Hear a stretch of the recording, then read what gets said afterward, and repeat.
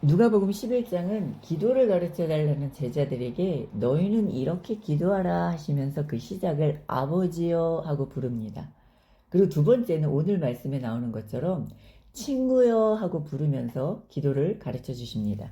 그러니까 이처럼 예수님께서 기도를 가르쳐 주실 때 아버지 앞에 구하고 친한 친구에게 간구하는 두 가지 기도를 가르쳐 주십니다. 그러니까 우리가 무슨 일이 있거나 위급한 상황이 생길 때 나보다 더 발벗고 나서는 사람은 아마 아버지, 부모님일 거예요. 부모님 자녀들이 구하는 것보다 더 마음을 쓰고 더 생각하고 더 좋은 걸 주고 싶고 그리고 어떻게 하든 해주고 싶어 하는 분이 부모님입니다.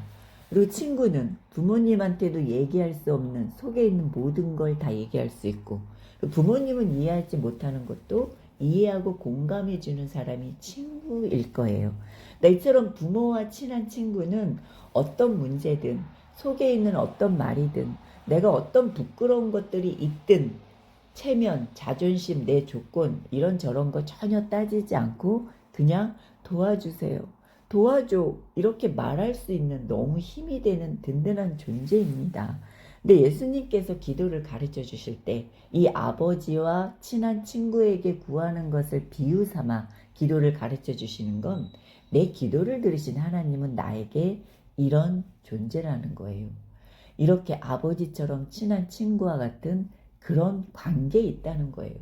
그래서 하나님과 나와의 관계는 내가 어떤 조건이나 자존심이나 체면 등을 내세우지 않아도 되고 하물며 내가 어떤 제약 가운데 있다 해도 못할 말이 없는 그런 친밀한 관계가 바로 하나님과 나와의 관계라는 겁니다.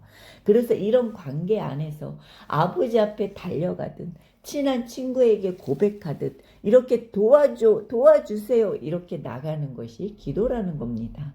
그러니까 오늘 말씀 5절부터 보면 밤중에 친구 집을 찾아온 한 친구가 여행 중에 찾아온 친구에게 줄 떡 세 덩이를 구합니다. 이 한 덩이가 우리가 생각하는 이런 작은 덩이가 아니라 우리 지금 피자보다 더 큰 것이 이 떡 한 덩이에요. 그러니까 세 덩이는 어마어마한 양이에요. 근데 이 이스라엘과 같은 중동 지역은 나그네들을 대접하고 섬기는 걸 아주 중요하게 생각합니다. 그래서 한밤중이든 이렇게 말도 안 되는 무리한 양이든 언제든 찾아오면 이런저런 거 따지지 않고 무조건 대접하고 섬기는 것을 너무 당연하게 생각했다고 합니다. 그리고 이렇게 대접하지 못하는 것이 어떤 것보다 수치스러운 일이라고 생각했고 이런 수치가 나만 수치를 당하는 것이 아니라 그 지역 모두에게 수치스러운 일이기 때문에 다른 집에 가서 빌려서라도 대접하는 것을 당연하게 생각했다고 합니다. 그래서 지금 밤중이든 떡 세 덩이든 누구를 주든 이런 게 문제가 아니라 가장 중요하게 생각하는 수치를 당하지 않으려면 염치불구하고 자존심 내려놓고 구해야 되는 거예요. 그리고 이 한밤중에 친구가 찾아와서 떡 세 덩이라는 무리한 양을 구해도 이것이 너무하네, 염치 없네 이런 게 아니라 당연히 일어나서 준다는 겁니다. 그러니까 이처럼 예수님께서 기도를 가르쳐 주시는데 이 친구에게 염치 불구하고 구하는 것을 말씀하시는 건 우리가 하나님 앞에 기도할 때 내가 이거 구해도 되나? 너무 큰 거라 좀 안 되겠지? 내가 죄가 많고 부족해서 안 되겠지? 이렇게 내가 구해야 할 거 구하면 안 되는 걸 내가 판단하고 정하는 것이 아니라 무엇이든 염치불구하고 아버지 앞에 도움을 구하듯 친한 친구에게 속에 있는 걸 다 말하듯이 이렇게 적극적으로 나와서 고백하고 구하라는 겁니다.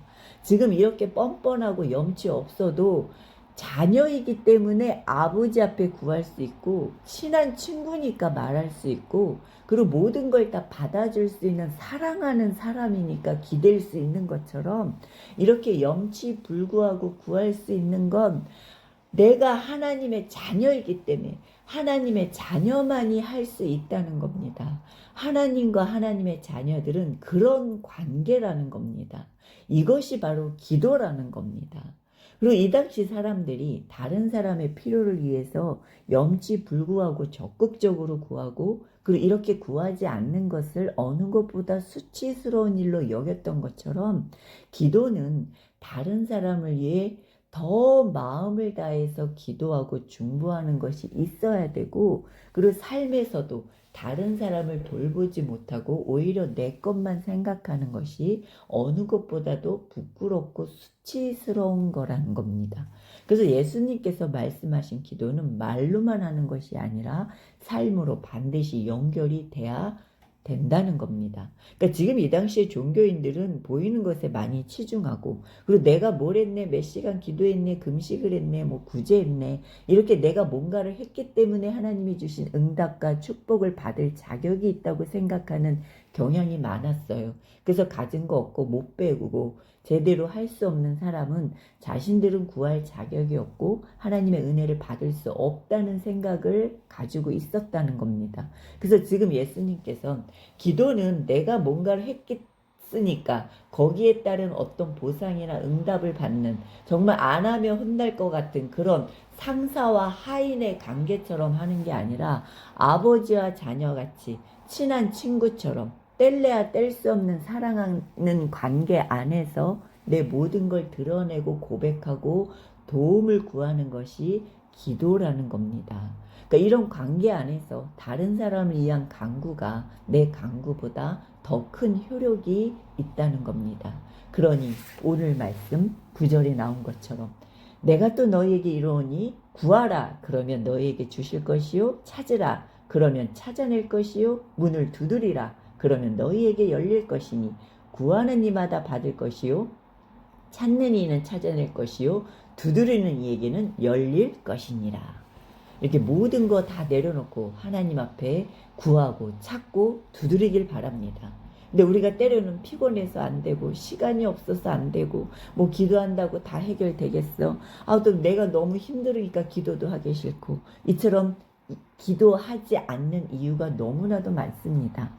그런데 받고 찾고 열리는 건 구하고 찾고 두드리는 것이 있어야 하듯이 우리가 지금 염치 없이 떡 3덩이를 구하는 사람처럼 구하고 찾고 두드리길 바랍니다.